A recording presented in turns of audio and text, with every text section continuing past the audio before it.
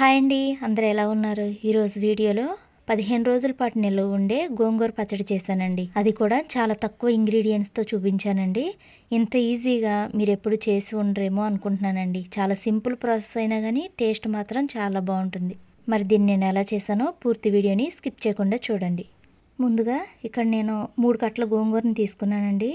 ఈ ఆకుని ఇసుక మట్టి లేకుండా ఒక 3-4 సార్లు శుభ్రంగా కడుక్కున్నాను.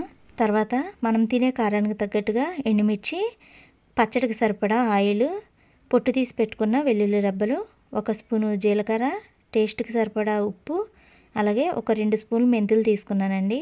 ఇవి పచ్చడి చేసుకోవడానికి కావాల్సినవండి. ఇప్పుడు పోపు వేసుకోవడానికి శనగపప్పు, ఎండుమిర్చి, ఆవాలు, కొద్దిగా మినప్పప్పు, ఒక 2 రెమ్మల కరివేపాకు తీసుకున్నాను.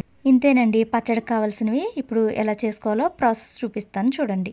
ముందుగా స్టవ్ మీద కడాయి పెట్టుకుని దాంట్లో ఒక 3 స్పూన్ల ఆయిల్ వేసుకుని, ఆయిల్ బాగా వేడైన తర్వాత 2 స్పూన్లు మెంతులు, 1 స్పూన్ జీలకర్ర వేసుకుని, మెంతులను జీలకర్ర కొంచెం కలర్ మారేంత వరకు లో ఫ్లేమ్లో ఫ్రై చేసుకోవాలి. ఈ పచ్చడికి మెంతులు కొంచెం ఎక్కువ ఉంటే టేస్ట్ బాగుంటుందండి. అందుకని నేను జీలకర్ర కన్నా మెంతులు కొంచెం ఎక్కువ వేసుకున్నాను. మెంతులు జీలకర్ర ఇలా కలర్ మారిన తర్వాత కట్ చేసి పెట్టుకున్న ఎండుమిర్చిని కూడా వేసుకుంటున్నానండి. ఎండుమిర్చి కూడాను మంచి కలర్ వచ్చినాయి కదా, బాగా నలుపుగా అయిపోకూడదండి. లైట్గా ఇలా కలర్ మారితే సరిపోతుంది. ఇప్పుడు వీటిని గిన్నెలోకి తీసేసుకుని అదే కడాయిలోకి నీట్గా క్లీన్ చేసి పెట్టుకున్న గోంగూరను కూడా వేసుకుని ఒకసారి గట్టితో కలుపుకుని ఉడికించుకోవాలి. మూత పెట్టకుండానే ఉడికించుకోవాలండి. ఆకు తొందరగానే మగ్గిపోతుంది కదా, మూత పెట్టకుండానే ఇలా ఉడికించుకోవాలి. ఇలా ఉడికిపోయిన తర్వాత గోంగూరని బాగా చల్లారనివ్వాలి. తర్వాత ఒక మిక్సీ జార్ తీసుకుని దాంట్లోకి ముందుగా ఫ్రై చేసుకున్న ఎండుమిర్చి, మెంతులు, జీలకర్రను కూడా వేసుకుని ఒకసారి మిక్సీ పట్టుకోవాలి. మరీ మెత్తగా కాకుండా ఇలా వీడియోలో చూపించిన విధంగా మిక్సీ పట్టుకోండి. తర్వాత దాంట్లోకి పొట్టు తీసి పెట్టుకున్న 1 కప్పు వెల్లుల్లి రెబ్బలను కూడా వేసుకున్నానండి.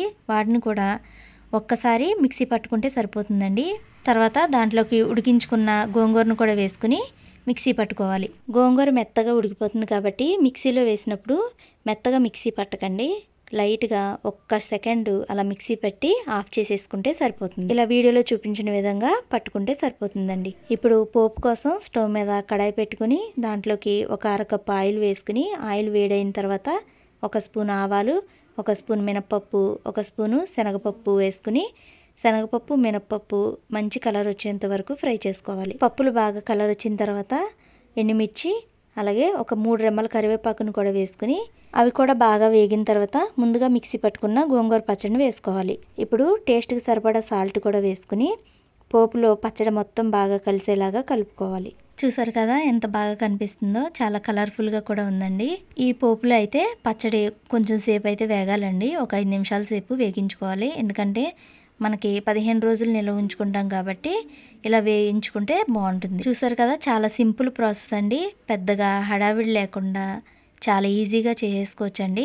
పైగా నిల్వ ఉండే పచ్చడి కాబట్టి మీరు ఇంట్లో ఒక్కసారైనా ట్రై చేయండి. అన్నీ రెడీగా ఉంటే 10 నిమిషాల్లో 15 రోజుల పాటు నిల్వ ఉండే గోంగూర నిల్వ పచ్చడి సింపుల్గా టేస్టీగా ఇలా ప్రిపేర్ చేసేసుకోవచ్చండి. గోంగూరతో చాలా రకాల నిల్వ పచ్చళ్ళు పడతారు కదండి, కానీ నేను పట్టిన విధంగా మీరు కూడా ఒకసారి ట్రై చేయండి. ఈ పచ్చడి బాగా చల్లారిపోయిన తర్వాత ఏదైనా గాజు సీసాలోకి తీసుకుని పైన పచ్చడి ములిగేంత వరకు ఆయిల్ వేసుకుని స్టోర్ చేసేసుకుంటే మనకి 15 రోజుల పాటు నిల్వ ఉంటుందండి. ఈ పచ్చడి ఆయిల్ మాత్రం తక్కువ కాకుండా చూసుకోండి. ఈ పచ్చడి చేసుకున్న వెంటనే తినేయచ్చండి. ఒకరోజు ఆగాలి అని ఏం లేదు.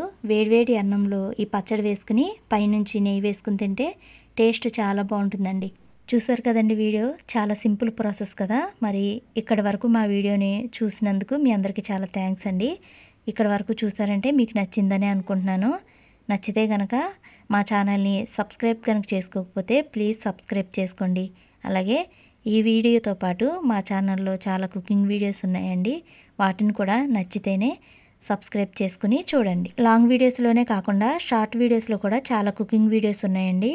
వాటిని కూడా చూసి మీ సపోర్ట్ని ఇవ్వండి. ఈ పచ్చడిని ట్రై చేసి ఎలా వచ్చిందో కామెంట్లో కామెంట్ చేయండి. అలాగే నచ్చితే కనుక మీ ఫ్రెండ్స్ అండ్ ఫ్యామిలీ మెంబర్స్ కూడా ఈ వీడియోని షేర్ చేయండి.